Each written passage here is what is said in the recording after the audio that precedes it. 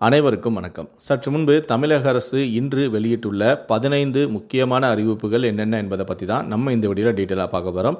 So முடிந்த அளவுக்கு இந்த வீடியோவை ஸ்கிப் பண்ணாமல் முழுமையாக பாருங்கள். இந்த வீடியோக்குள்ளே போகிறதுக்கு முன்னாடி இந்த வீடியோக்கு ஒரு லைக் பட்டனை ப்ரெஸ் பண்ணிடுங்க. நீங்கள் இதுவரைக்கும் என்னோட சேனலை சப்ஸ்கிரைப் பண்ணாமல் இருந்தீங்கன்னா மறக்காமல் சப்ஸ்கிரைப் பண்ணிக்கோங்க. கூடவே அந்த பெல் சிம்லையும் மறக்காமல் கிளிக் பண்ணிக்கோங்க. சரி, வாங்க இப்போ நாம் வீடியோக்குள்ளே போகலாம். முதல் அறிவிப்பு: தமிழ்நாடு அமைச்சரவை கூட்டத்தில் 7375 கோடி மதிப்பிலான தொழில் முதலீடுகளுக்கு அனுமதி அளித்துள்ளது. வேலூர், தூத்துக்குடி, திருச்சி, பெரம்பலூர் மாவட்டங்களில் அமையும் தொழிற்சாலைகளின் முதலீடுகளுக்கு அமைச்சரவை கூட்டத்தில் ஒப்புதல் அளித்துள்ளது. இதன் மூலமாக சுமார் 19,000 பேருக்கு வேலைவாய்ப்பும் கிடைக்கும். உலகளாவிய திறன் மையங்கள், லெதர் அல்லாத காலனி, உணவு பதப்படுத்துதல் உள்ளிட்ட துறைகளில் தொழில்களுக்கு அனுமதியும் அளித்துள்ளது. இரண்டாவது அறிவிப்பு: கடந்த 2024 டிசம்பர் மாதம் ஏற்பட்ட பெஞ்சல் புயல் மற்றும் வடகிழக்கு பருவமழையால் பாதிக்கப்பட்ட மாவட்டங்களுக்கு பயிர் காப்பீடு திட்டத்தின் கீழ் இழப்பீடு தொகையை இந்த மாத இறுதிக்குள் வழங்க வேளாண்மை மற்றும் உழவர் நலத்துறை அமைச்சரான எம்.ஆர்.கே. பன்னீர்செல்வம் உத்தரவிட்டுள்ளார். மூன்றாவது அறிவிப்பு: சென்னை உயர்நீதிமன்றம் மற்றும் உயர்நீதிமன்ற மதுரை கிளைக்கு புதிதாக 39 வழக்கறிஞர்கள் நியமிக்கப்பட்டுள்ளனர். 39 வழக்கறிஞர்களும் அடுத்த 2 ஆண்டுகளுக்கு நீதிமன்றங்களில் அரசு தரப்பில் ஆஜராகி வாதாடுவார்கள் என தமிழ்நாடு அரசு தெரிவித்துள்ளது. உரிமையில் வழக்குகளில் வாதாட 16 வழக்கறிஞர்களும், குற்றவியல் வழக்குகளில் வாதாட 7 வழக்கறிஞர்களும் நியமிக்கப்பட்டுள்ளனர்.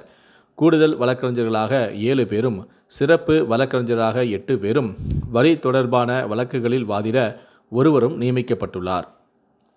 நான்காவது அறிவிப்பு: JEE மெயின் தேர்வு முடிவுகள் அதிகாரப்பூர்வமாக இன்று இணையதளத்தில் JEEmain.nta.nic.in என்ற இணையதளத்தில் வெளியிடப்பட்டுள்ளது.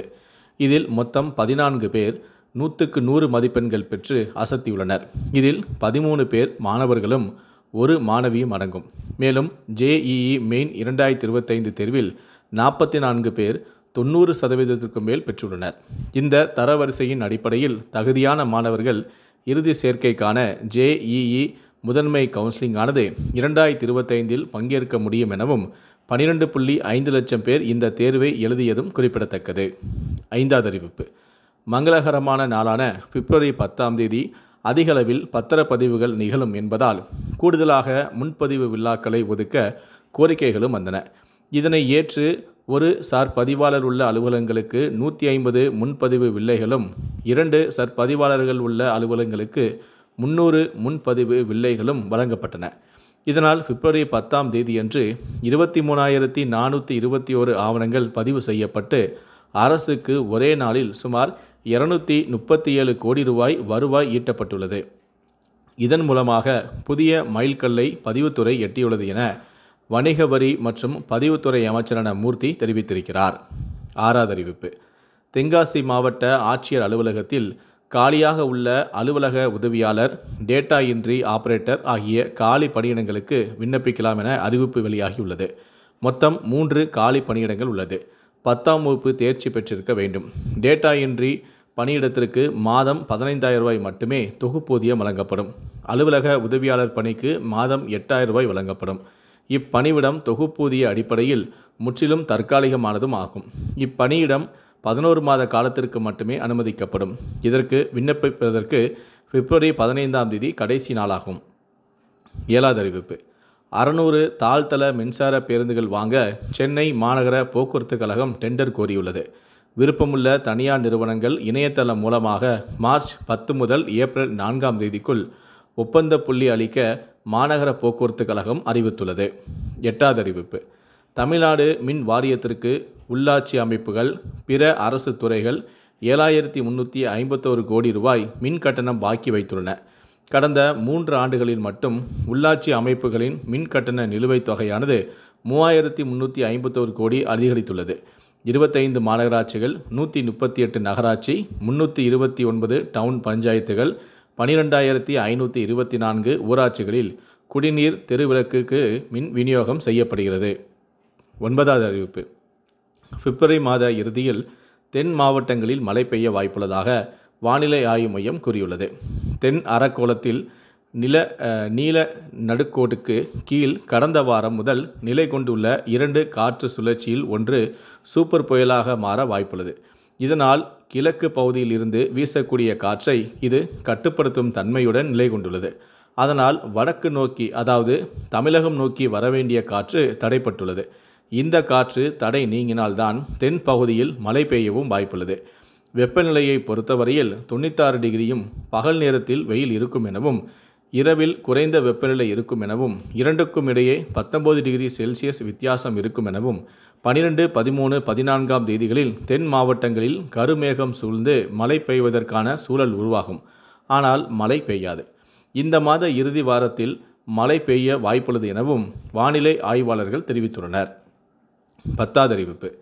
தெற்கு ரயில்வேயில் சென்னை, மதுரை, திருச்சி, சேலம், பாலக்காடு, திருவனந்தபுரம் என தமிழ்நாடு, கேரளாவில் உள்ள 6 ரயில்வே கோட்டங்களிலும் சுமார் 300 சிறிய ரயில்வே ஸ்டேஷன்களில் இந்த சிசிடிவி கேமராக்கள் பொருத்தும் பணி தற்போது நடக்கிறது.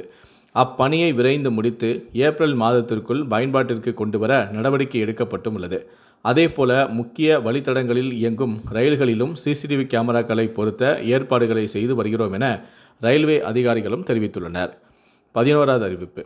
மத்திய தொழில்துறை பாதுகாப்பு படையில் காலியாக உள்ள பணியிடங்களை நிரப்புவதற்கான விண்ணப்பங்கள் வரவேற்கப்படுகிறது.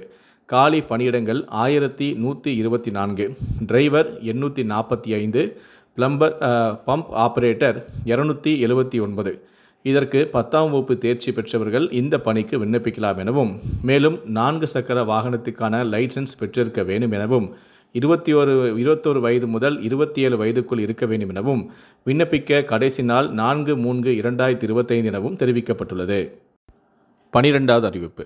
கடலூர் மாவட்டத்தில் வரும் 21 மற்றும் 22ஆம் தேதிகளில் தமிழக முதலமைச்சரான மு.க. ஸ்டாலின் கள ஆய்வு மேற்கொள்ள இருக்கிறார். கடலூர் மாவட்டத்தில் பல்வேறு புதிய திட்ட பணிகளுக்கு அடிக்கல் நாட்டி முடிவுற்ற திட்டப் பணிகளை பொதுமக்கள் பயன்பாட்டிற்கு முதலமைச்சர் திறந்து வைக்கவும் உள்ளார். மேலும் வருவாய்த்துறை, வேளாண்மைத்துறை, ஊரக வளர்ச்சி மற்றும் ஊராட்சித்துறை, மாற்றுத்திறனாளிகள் நலத்துறை, பிற்படுத்தப்பட்டோர் சிறுபான்மையினர் நலத்துறை, பொதுப்பணித்துறை உள்ளிட்ட பல்வேறு துறைகளின் வாயிலாக அரசு நலத்திட்ட உதவிகளையும் பயனாளிகளுக்கு அவர் வழங்க உள்ளார். 13வது அறிவிப்பு. குரூப் 4 தேர்வில் தட்டச்சர் பணிக்கான அசல் சான்றிதழ் சரிபார்ப்பு மற்றும் கலந்தாய்வானது பிப்ரவரி 24ஆம் தேதி தொடங்கும் என டிஎன்பிஎஸ்சி தேர்வாணையம் அறிவித்துள்ளது. பிப்ரவரி 24 முதல் மார்ச் 5ஆம் தேதி வரை டிஎன்பிஎஸ்சி அலுவலகத்தில் நடைபெறவும் உள்ளது. இதற்கு அழைக்கப்பட்ட பட்டியலானது தேர்வாணையத்தின் இணையதளத்தில் ஏற்கனவே வெளியிடப்பட்டும் உள்ளது. 14வது அறிவிப்பு.